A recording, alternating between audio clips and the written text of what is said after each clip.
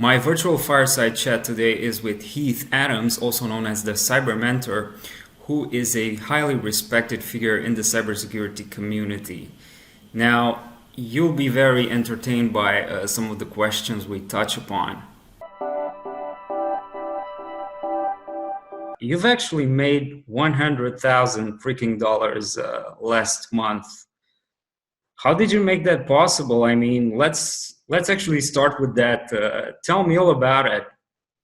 Sure. So there's a lot of background or backstory to it. I don't know how deep you want me to go, but a lot of it is just like this build up. So like I entered the industry in 2015. The industry being IT, actually December 2015. So I'm basically 2016. And I was an accountant before that, and really picked that job because the money, and I thought like, money's happiness. I grew up poor. I just wanted something better for myself that I didn't have maybe in my childhood. And I picked that career for the money. And it really, like, once I started getting into accounting and working in the field, it really became apparent quite quick that I hated accounting. So I ended up, eventually just moving on. I ended up in a bad situation at work where, for money again, that I moved away from all my friends and family and, moved to the middle of nowhere. And it was like, in hindsight, it's like average money. And I started in accounting at like $40,000, and I left accounting at $55,000, which isn't bad money. But at the same time, in accounting, you're working 60-hour weeks, 70-hour weeks sometimes, depending on if it's tax season or not. So when you really break down the return on investment and what you're doing with your time, it's working out to like $9 an hour, $10 an hour, and you go to college for 4 to 6 years for it. So it really turned out to be not worth it. And it wasn't a field that I was passionate about. So I was never excited going into work. And like my last stop in accounting was where I was going in, it was dark out. I was leaving, it was dark out. And my manager was the manager from hell, just terrible. And I ended up walking out of that job and just moving to the middle of somewhere else that I'd never been before, just on a whim. And I started just trying to apply myself and looking at these different roles. And I found help desk role that I thought maybe I could be good at. And I applied to it, got really lucky and got in, and just started working my way through the field of IT. So December of 2015, started in IT. July of 2017, I got my OSCP for ethical hacking purposes. And Did you get it the first time? I did get it the first time. So Awesome. actually, I started in July. I got it in, I want to say, actually November-ish. But yeah, I took it, passed it the first time. And then I just started down these different paths. I think I started branching out. So I started doing video recording. I started doing YouTube videos. Eventually that became Twitch streaming, making 2017, or are we talking about 2018 now?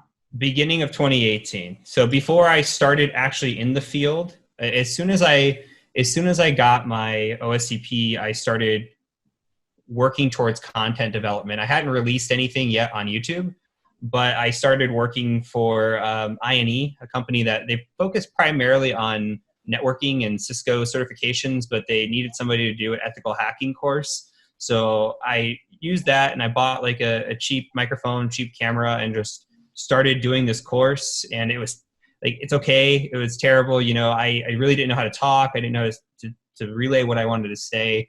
And I just worked at my craft. So I did that. And then I was like, well, if I'm going to do this, I might as well try to do YouTube videos, and started doing YouTube videos. And that just kept branching and, snowballing into different opportunities. So I ended up doing a rebrand in 2019 after I got into the field and, got some more experience as a pen tester.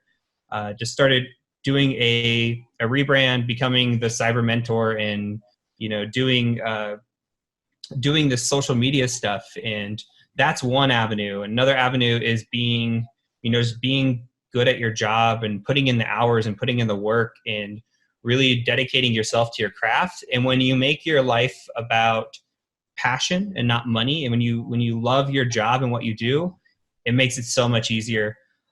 So I love pen testing. I love ethical hacking, and I could sit here and work 60-hour weeks if I want, or 80-hour weeks, and it doesn't feel like it to me. It feels like 20, and I get lost in it really a lot. And so you take these small different paths, and they start just branching into one another. And you've got YouTube, you've got Twitch, you've got Patreon, you've got Amazon affiliates. You know, you've got the course I just launched, Udemy. You've got the business that I do now. Like, I stepped out in middle of last year and started my own business, and that's a revenue stream. I 1099 for other clients. So like, if you focus on one revenue stream, you're probably not going to get to a place where you're super successful. But if you can do these other revenue streams, even bug bounty programs, just things where you should always be trying to apply yourself to get better, and that, you know, that improvement can have monetary reward. Your end goal shouldn't be money, but if you're good at it and you're passionate about it, the money will follow you. At least I think so. That's kind of been that journey, is just all these different streams started finally coming into one. And I don't know if it's going to be permanent, but it was a really nice month. Yeah, so you've actually started with help desk, and then moving into different jobs in cybersecurity. And then at one point last year, you decided you want to step out from the conventional career advancing path and taking your own entrepreneurship path, if I get it right. Yeah, that's correct. So it was really like, for me, the help desk, I felt like I learned about ethical hacking when I was on help desk, and I felt like, I wanted to be an ethical hacker, and I was going to take whatever steps necessary to get there. And I talked to my company. I love my company because they're the first one to take a chance on me when I didn't have a background, a certification, anything in the field. And I told them, like, I want to do this ethical hacking. Do you know, is there any option that you can sell this to your clients and we can make this work together? And there was no way to move up for me. There was no chance at being a security company with them. It was strictly on help desk. So at that point, I decided I needed something to move on, but I wasn't quite ready to be an ethical hacker yet. So I decided to move into network engineering because I was already doing networking at help desk. I moved up from help desk, like a level 1 to level 2, and then I moved into a network position while I was at that job. And then eventually took that, moved into a networking position. It did more work, OSCP, CEH, OSWP, some certifications just to build up my resume and, really get the skills needed. From there, I ended up landing a job and working in pen testing, and that job was great. So that started out at around 100,000. I think it was 102,000 a year, and worked there for a little over a year. Right around the year mark, I got a promotion and got a pay bump up to 140. But at the same time, what was happening was there were people above me were leaving. So at least three people that were senior to me had left, and a manager/director position left. So it quickly became that I was the person at this job that was now the most senior, and I was what I consider the smartest guy in the room. And I have this policy where I don't want to, yeah, you have to leave. You don't want to be the smartest. You want somebody to learn from. And if they aren't going to bring in somebody, above you, it's just not worth it. Like, I'm all about mentorship. And if I'm willing to mentor those below me, but you still have to have something to challenge yourself and work toward to get better. And if you stayed in that position, there's just going to be this complacency where there's nothing to improve upon. And so, yeah, at that time, combining that with the fact that my popularity online was growing, there were people coming to my work, and there were potential clients saying, "Hey, I want Heath to do my pen test. I know who Heath is."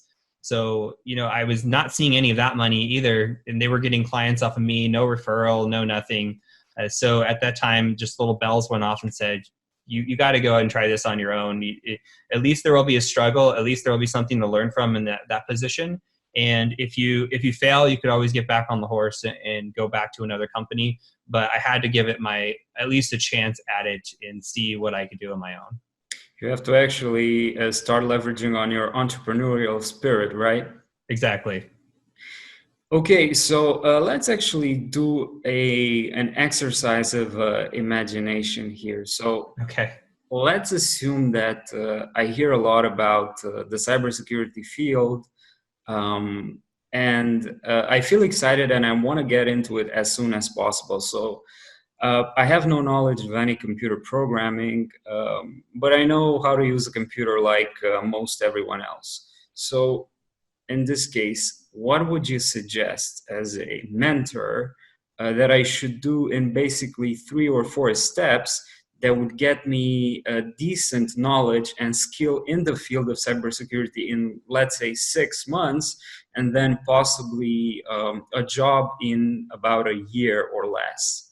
Okay. And are we looking just cybersecurity? Or are we looking pen testing? What's the end goal in that first year? Oh, we can talk about specialization, but I would say cybersecurity in general. Yeah, Okay. yeah. Okay. Yeah. So for me, I think there are foundationals that you should have for cybersecurity. One being basic IT, knowledge, which we have. So the others that I really like to point out are Linux based. So if you don't have a grip on Linux, I think that's super important, especially as you move up in the career trajectory.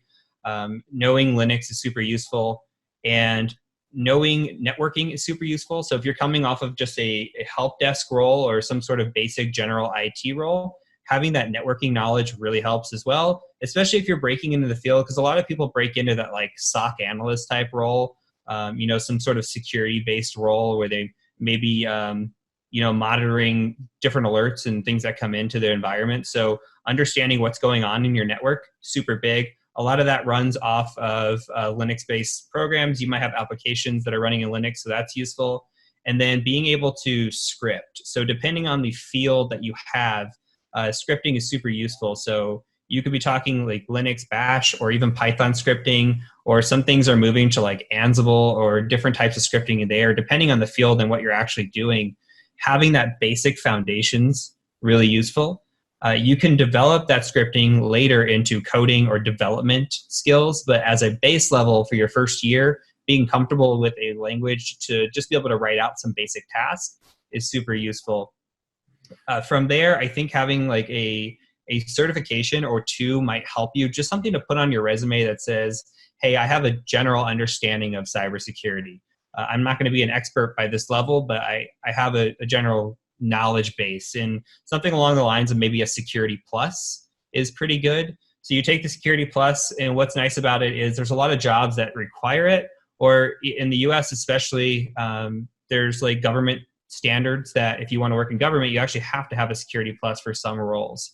So it really just opens up the doors where another candidate might be applying and they don't have that certification, and they could even possibly be a better candidate, but you might get to the situation where that just is an advantage for you to have it. So if you work on these foundationals, I think the first three with Linux, networking, and scripting, and then build on top of that a security foundation within the first 6 months to a year, I think you would be pretty well positioned to actually find a job. Yeah, so in terms of scripting, in this case, if we talk about penetration testing, Bash would probably be, even though a lot of people, and I myself, I'm a huge fan, I'm the biggest fan of Python, but Mm-hmm. in the past couple of weeks, I've learned that Bash seems much more handy Mm-hmm. oftentimes when it comes to penetration testing and also bug bounty hunting. So I would say Bash and then Python, but it depends. It actually depends on the your actual context. In Exactly. penetration testing, in bug bounty hunting seems to be really good for me because I've actually written a couple of handy scripts for my actual work. But if you're in other type of situation, you might need a different like process. So yeah. Sure.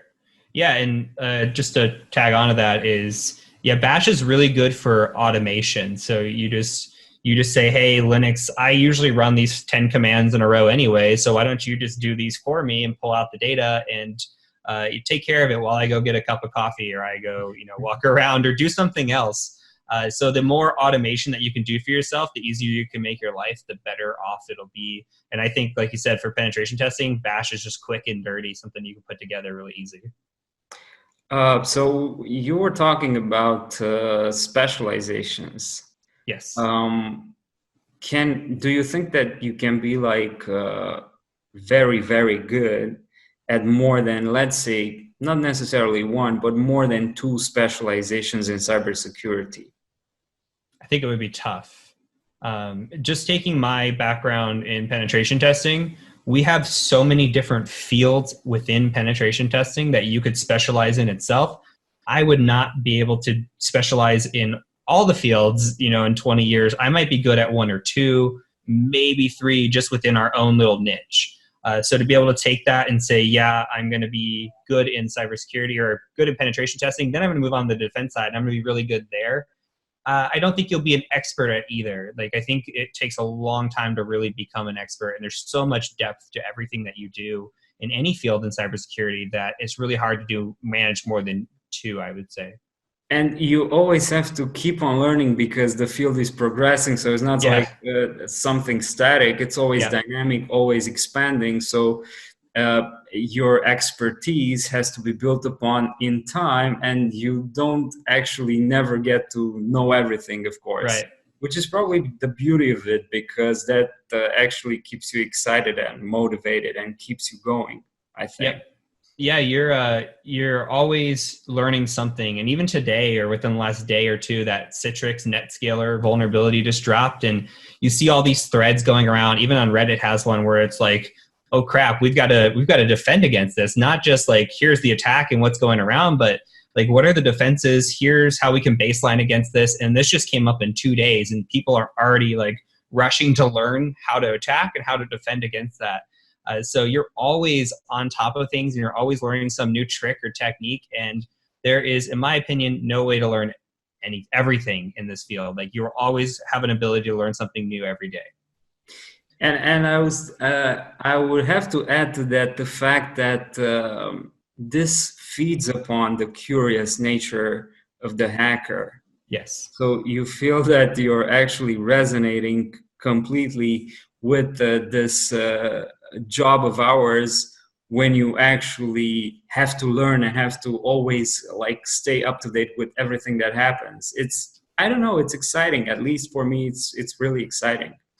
If you're not the person who likes to learn, you're going to fall behind very quick in this field. There's no way that if you're not that, I think it's the personality type. It's that mindset where you have to be that constant learner and you love it, or else it's going to leave you behind. And there's a lot of people that want to break into the field, and they think it's sexy and, it's just cool. You get to be the hacker that you see on TV. And while you do have some moments of that, it's really a lot of studying and staying on top. And I think that's why there's such a big washout rate from the people that say, I want to be it, to the people that actually become it. And it's that study habit that really changes it for everybody.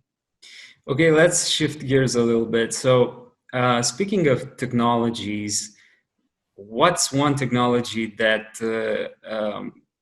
you're most excited about when it comes to like near future things, like near future technologies, like maybe in 1 or 2 years? What's one of the technologies that you're most excited about? Happy and excited, I guess, is I'm looking forward to seeing where we go with multi-factor authentication. I just want to see, some companies, the way that we make our way into networks still to this day is a lot of companies aren't using multi-factor. So if we get credentials or we get something along those lines and we're able to log into your VPN, you don't have multi-factor there, we're in. You don't have multi-factor in your email, we're in.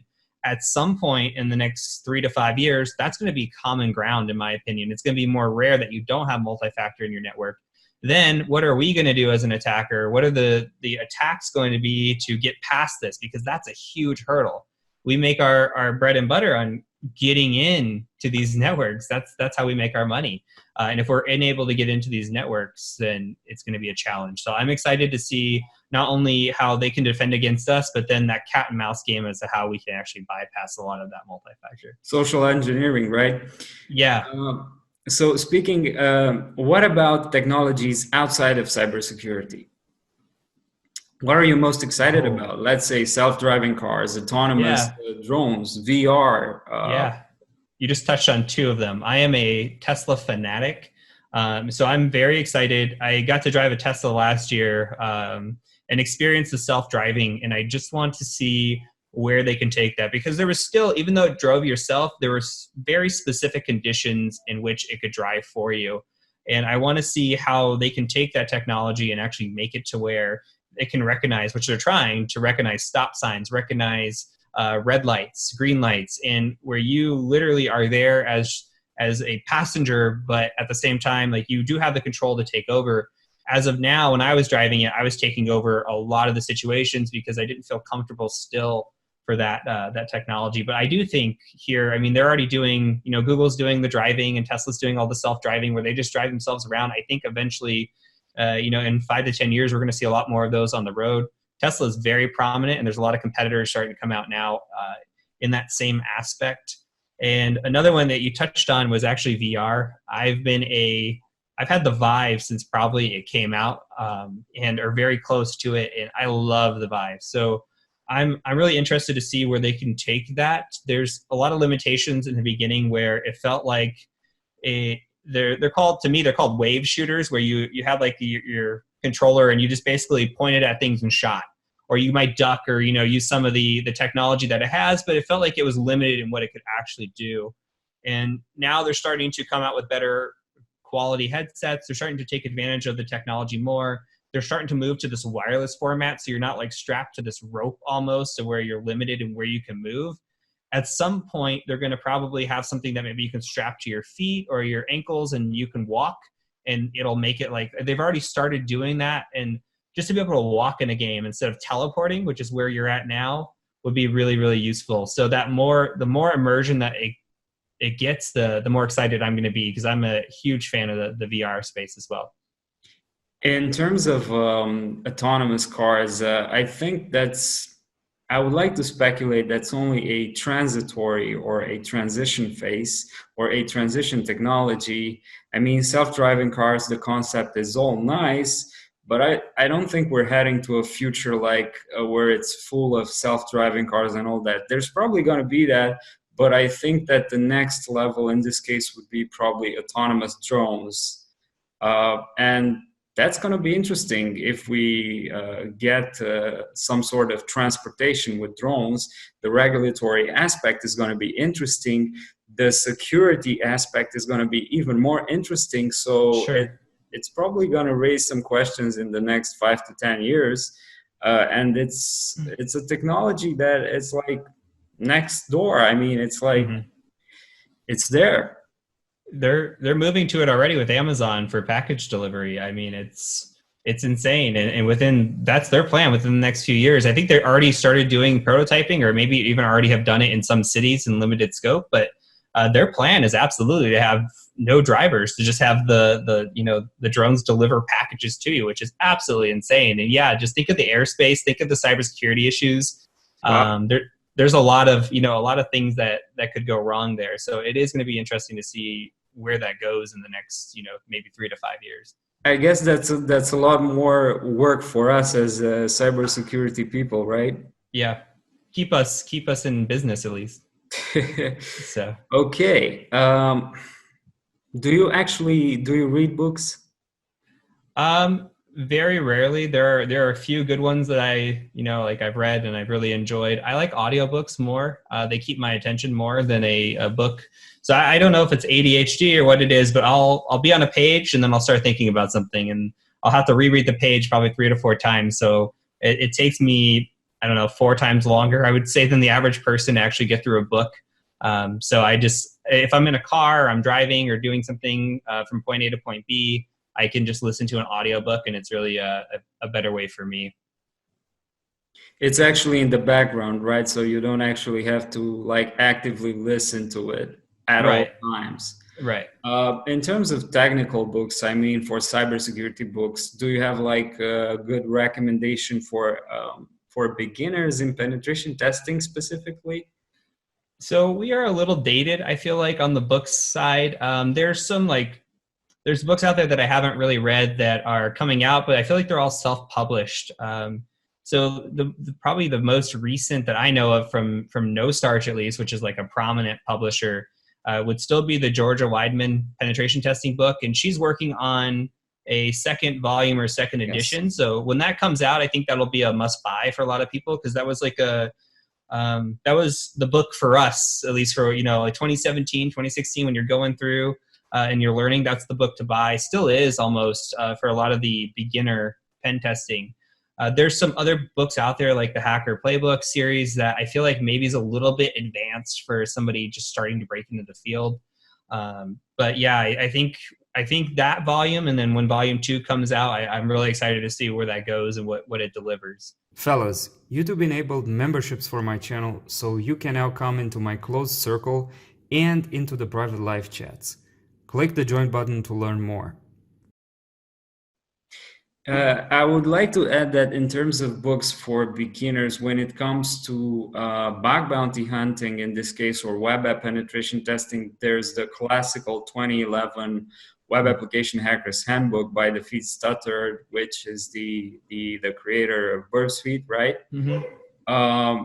And then there's the more recent one when it comes to bug bounty hunting, which is by Peter Jaworski, which is real world bug bounty hunting. That's what's called, and it's a 2019 title, which is full of examples for different vulnerabilities that you experience in web applications. Most of them web applications, as far as I can remember, it doesn't touch upon mobile penetration testing. So these would be like beginner books, and I would say that in terms of advanced, is the one that you've touched upon, the Hacker Playbook, which is by, I think it's at its 3rd edition from 2018. It's by Peter Kim, I guess. And there's also, if you want to combine penetration testing with Python, I think there's Violent Python. I cannot remember the author, but that would be a good one for more intermediate, sort of like advanced people. The only downside to that, even Violent Python, Black Hat Python, those are all written in Python too, which just went end of life. So I'm really waiting to see somebody take advantage of doing one of those books, maybe even a remake of it in Python 3. And I think that would be good. It's always still useful. Like, they're good books to pick up and practice, and then maybe practice porting over from Python 2 to Python 3 to see that extra skill set. They're definitely they're classics, but they're becoming, unfortunately, technology moves so fast, they're becoming dated as they go. Yeah, I mean, next year there's going to be probably not necessarily irrelevant, but less relevant. Exactly. Now, you've mentioned certifications, and you've gathered quite a few certifications in quite a short time frame, in a small time frame. Out of these certifications, or out of all the certifications, what would be the biggest value that you've got from them, aside of the paper itself? Sure.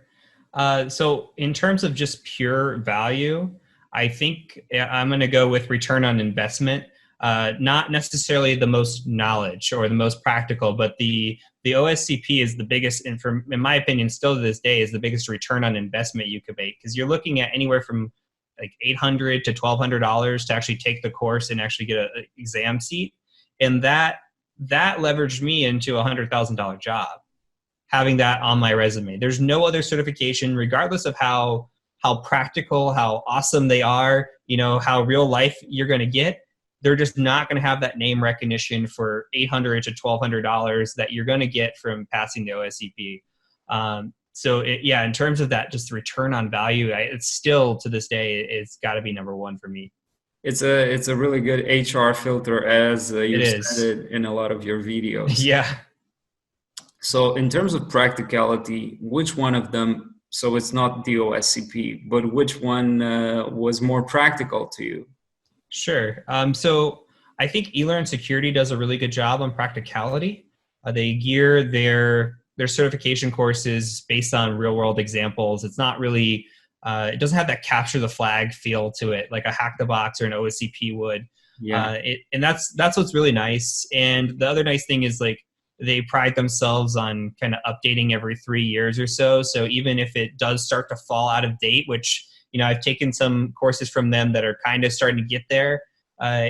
By 3 years, that time comes up again, they're going to have it renewed and it's going to be current again, which I really do appreciate. So that practical value is definitely, I think they're leading the way as of right now with certifications. I think they're version 5 right now with their penetration testing course, if I'm not mistaken. I think the PTP is there, yeah.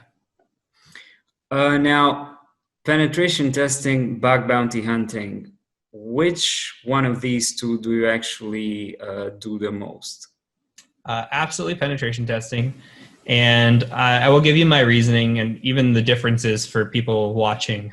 So penetration testing is about looking at everything.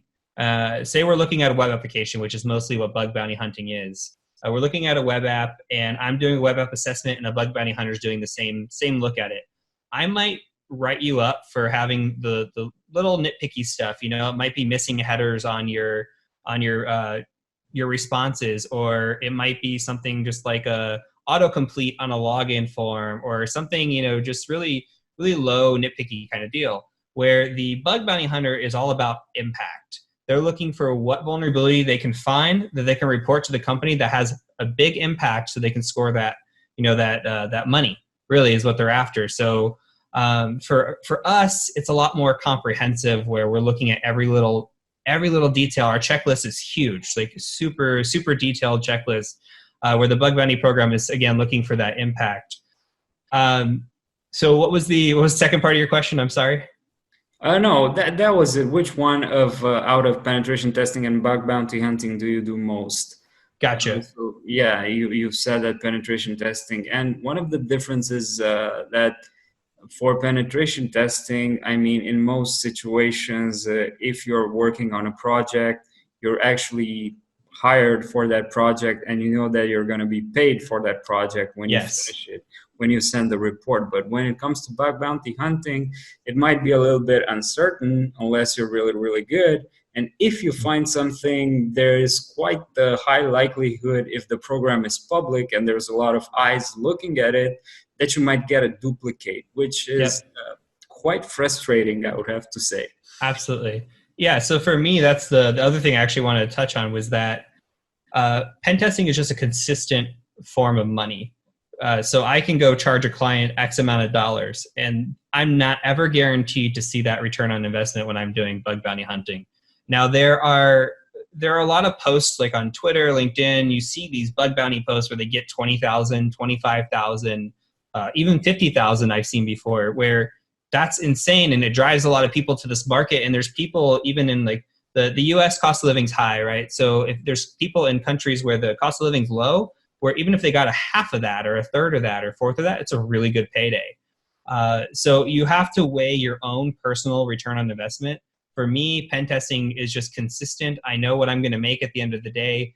And I might sit with a bug bounty and try for 40 hours or 80 hours and come up with nothing or come up with $500. And how many big scores am I going to get that are 20 to 25,000 at a time where it's really going to be worth it to me?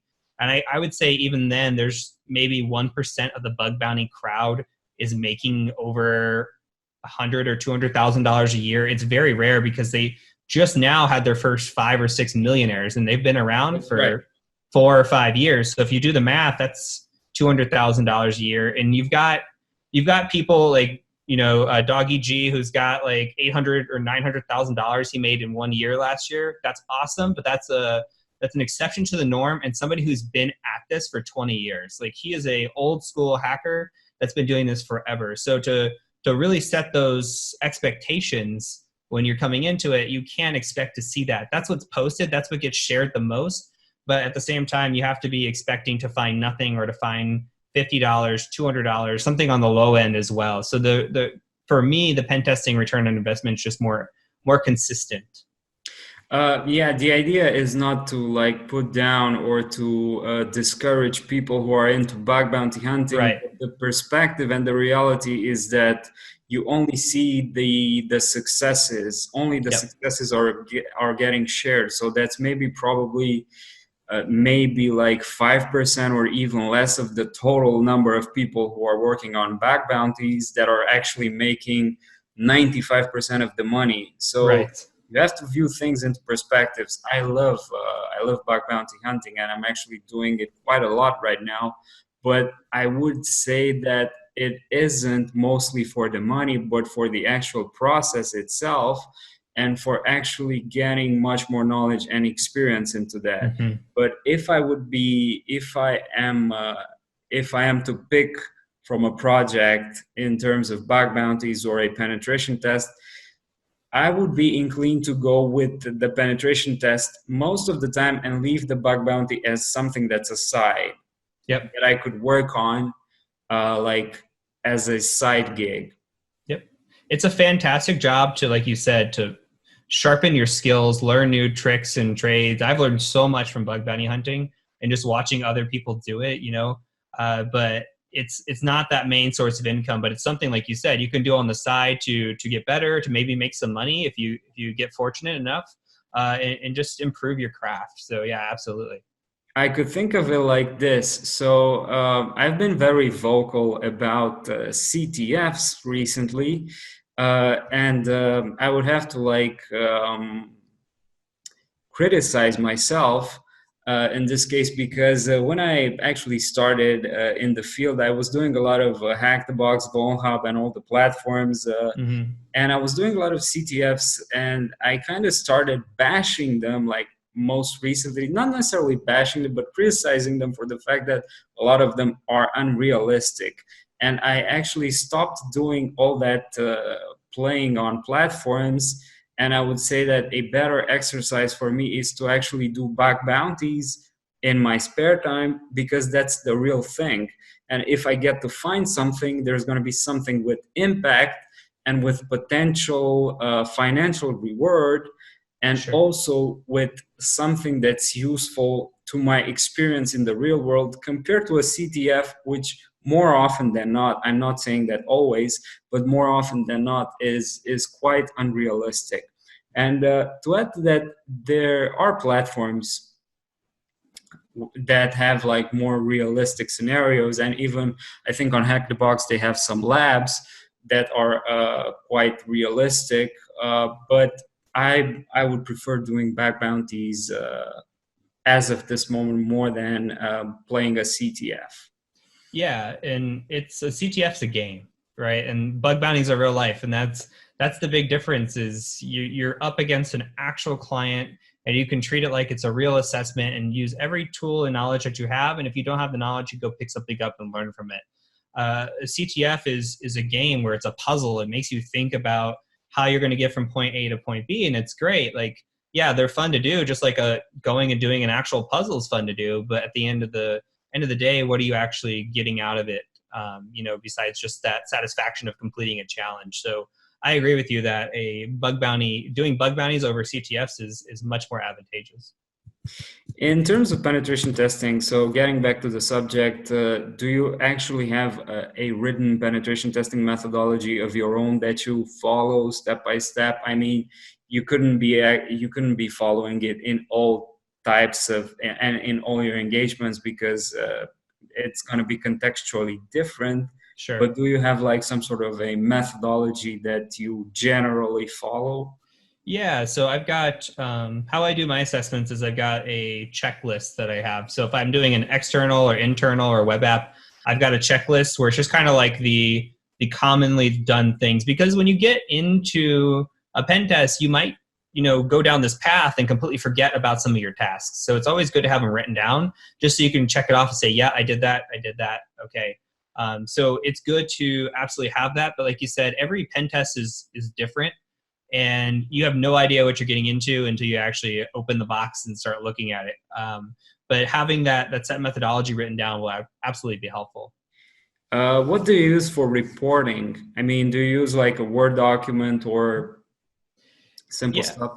So I do. I'm actually moving to somebody sold me on Serpico. So Serpico is this platform that is open source and basically allows you to use their meta language to enter into your Word documents. And then what you do is you build this repository of all your findings, and it just gets bigger and bigger as you go because you accumulate them over time. And all you have to do is go in there, check, enter in the client data, and it populates a lot of the form for you. Then it just saves a ton of time of reporting. But as a baseline, yeah, absolutely. You just use a Word document, you put together all your findings and get a draft, put it into a PDF and ship it over to the client for your debrief and conversation with them.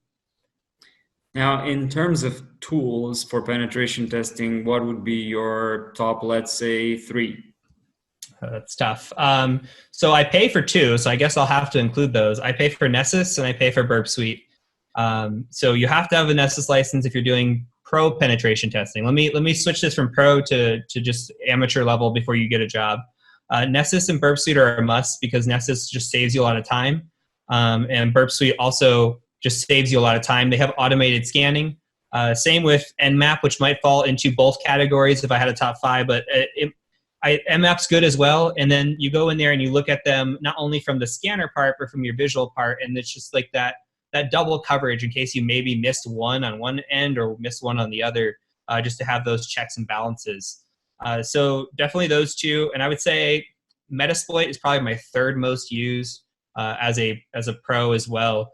If I had to go, I can't pay for anything, then we're talking probably Nmap, Burp Suite Community Edition, and still Metasploit on the top 3 for the amateur level as well. Fellas, check out my Python Basics course to learn the fundamentals of Python you need in cybersecurity. There's a discount link in the description.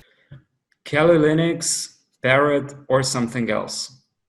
So Kali Linux for me, I actually have moved my majority of my web app testing to Windows. Okay. So Kali Linux, I've used Parrot. I think Parrot's very pretty. But the issue that I was having with Parrot is that for me, for on my systems, I could give it as many resources as I want. The repo download speeds were insanely slow, and the OS was really just buggy. Like it would freeze on me in the worst situations, and it seemed like it was using my CPU and my RAM at really max levels where I've never had any issue like that with Kali Linux. So it could just be my experience, so your mileage may vary, but I'm a Kali guy at heart. What about actually paying for some sort of a cloud virtual private server? So I don't do that. I should. I've been thinking about moving in that direction, and I've used those in the past for companies. But for me, if I'm doing an external, and maybe say I have some sort of code execution that I want to try to talk back to me, I'll just open up a port for a minute on my router, let it trigger a port forward to my box, and try it that way.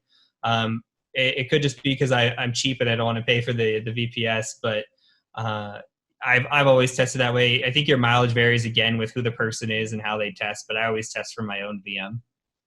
I was asking you this question because I've actually experimented for the past couple of days with different VPS providers, and you would be surprised how cheap they got. You have like good resources, like really good resources for maybe 15 cents an hour, which is really good for. That's dirt cheap. Yeah, a server of 16 gigs of RAM and 8-core CPU, and it's like, and you have quite a few providers, so there's variety to choose from. So might be a good option depending on your context. I think for bug bounty hunting, it's really good to have. So I've looked into it in the past. Maybe I'll need to look into it again. Okay, now. Speaking about computer programming languages, how did you? So you've got into help desk. At what point did you start learning Bash, Python? What's the first one that you started with, and when exactly in the process? Sure. So I started with Bash, and I started.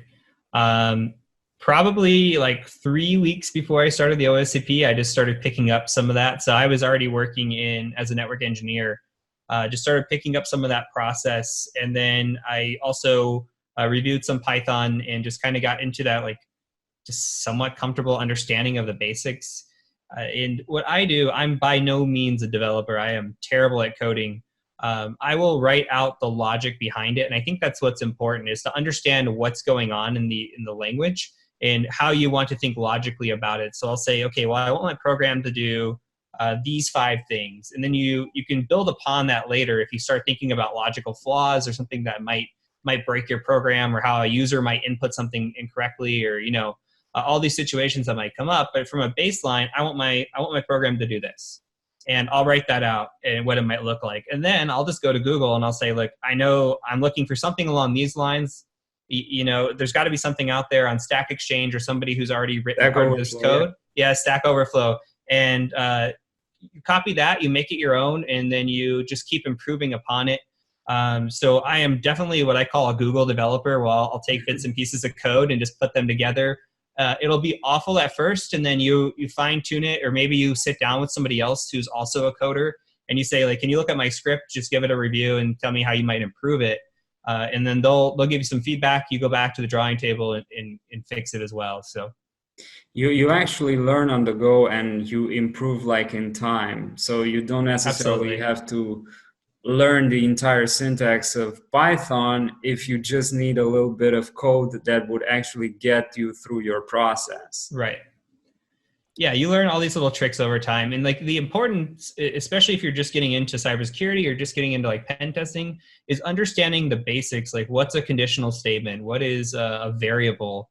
What are loops? Like, understanding that will just help you out so much. Even understanding like a one-line for loop for Bash is so useful in a lot of situations. So you don't have to be this developer or this coder to be successful, especially at a beginner level. Definitely.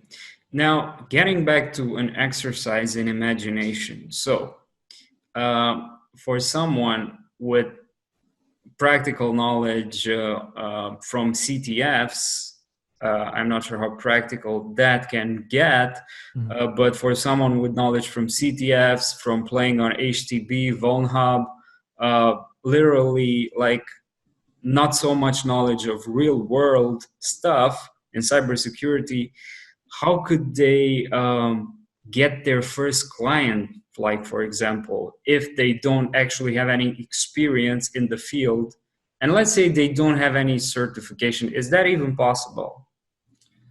I don't think so. I mean, so you could absolutely, and there's companies out there that do this, that sell pen tests and have no idea what a pen test really is.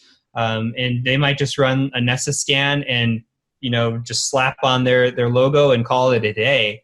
And that's really doing an injustice to not only that company, but to the community, especially if there's a breach or something along those lines.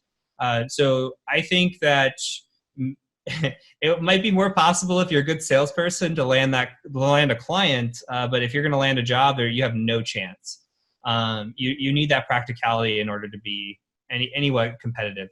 It happens a lot on Upwork and other platforms like this, where they actually sell penetration tests for $200 or $300, and their delivery is like 2 or 3 days for a target with large assets, and it kind of takes away the job for someone who's much more qualified and ready to deliver a high quality, what I would like to call a high quality report. Absolutely. Yeah, I went on Upwork as well and just noticed people are doing like $5 an hour, which there's no way you're going to get a quality pen test at those prices. And if that's what you're wanting to pay for a pen test, you're really going to suffer for your infrastructure and your security. Do you think that there are actually places where people or cybersecurity beginners, let's say penetration testers that want to get some sort of a remote gig, can go online, for example, to get like projects aside of Upwork, for example? I know of at least one. You can add in how many you know of. Cobalt.io is the website that I was thinking of, and you have to have some knowledge. Like the process involves application and doing a CTF style, but a kind of realistic website, and you write a report on the findings that you have.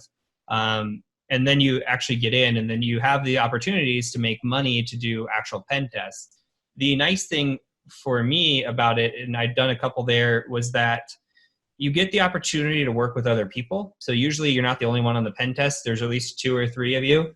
And that opportunity is worth its weight in gold, because the pay, at least for somebody like that's already in the field, it wasn't really great for me. But for somebody that's in a country where the cost of living is lower, or somebody who's like a college student, great opportunities to get experience. The people that I was working with, one of the guys on my team was top 3 on the Synac Red team. So like, you have to understand, if you're doing a web app with somebody who's top 3 on the Synac Red team, then they're going to be able to find some pretty neat bugs, and you get open source access to their findings and how they did it. So you don't usually get to see that in bug bounty write-ups. Even the good bug bounty write-ups are obfuscated a lot of the times. So it's awesome experience to actually be able to get paid and work with some really talented people. Yeah, you get mentorship like firsthand. Yep. So there might be other indirect ways of getting jobs. I've seen a lot of stuff. I've seen people getting jobs even from Twitter, from Reddit, and even from LinkedIn. So these are kind of unconventional ways, but there's often, if you follow a lot of people in cybersecurity, you often see these tweets where one-liner job like offer, and sometimes you can get into that, and some of the stuff that I've seen can also be remote. So I don't know. I mean, I think there is a lot of opportunities. So the idea would be to have an abundance mindset. And also, probably your number one requirement would be your skill. Yes, and something that I can add on to that is your ability to network is important, super important. If you have a blog or a Twitter, or you're in Slack channels or Discord channels or whatever, if you're involved in the community and you make your name known and you start to meet other people, when the job opens up, they might just say, hey, I know this person, I like this person, I'm gonna bring this person on. Even if you might not be the most qualified, maybe they're willing to mentor you or train you and bring you on because they're somebody you know and that they're comfortable with already. So that ability to network is huge, especially in this field. Yeah, and the problem is that a lot of it's not only a cliche or a stereotype, but I think that this is reality, that a lot of people in cybersecurity unfortunately don't have this like networking skill. Yep. But it may be just me. I think it's something that you have to practice and get better at. I think that a lot of IT people are maybe shy, maybe introverts as well. I'm absolutely an introvert. Me too. Yeah, so like it's that personality type. You're the shy guy behind the computer, or the shy girl behind the computer. You know, like it's just what it is. So you got to put yourself out there and just try to be sociable with people. You know, chat where you can, and just, even if you're helping out others and people see that, like you're in a Discord channel and you're helping people solve problems and people see that, it's going to look good for you. You're going to start to meet people.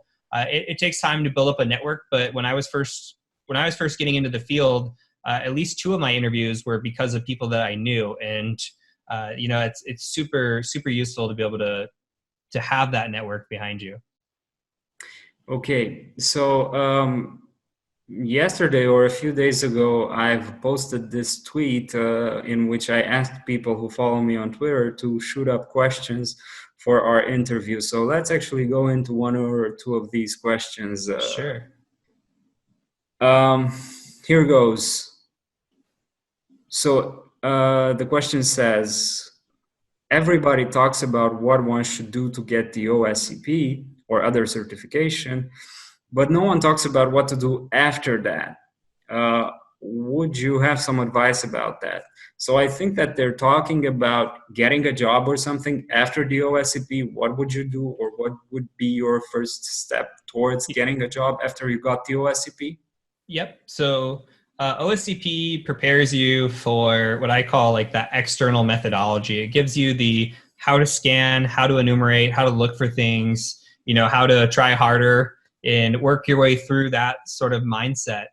What it fails to do is really teach you a lot of what a pen tester does on a day-to-day basis, which can be a lot of things.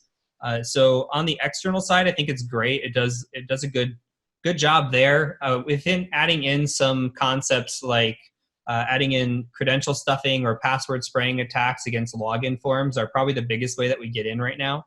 And then you take that methodology and you add in internal methodology, which isn't taught in the OSCP, and you're talking Active Directory pen testing.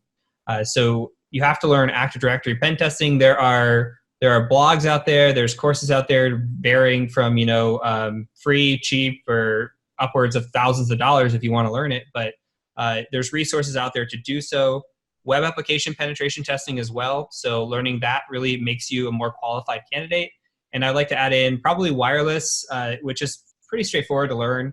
And social engineering helps as well, just to have the understanding of what it is and that mindset. So really the big four: external, internal, wireless, and web app would be the big four there. So you have to round yourself out there. On top of that, you should be good with report writing. So you should be well written, and you should be good with like debriefing skills, being able to talk to somebody.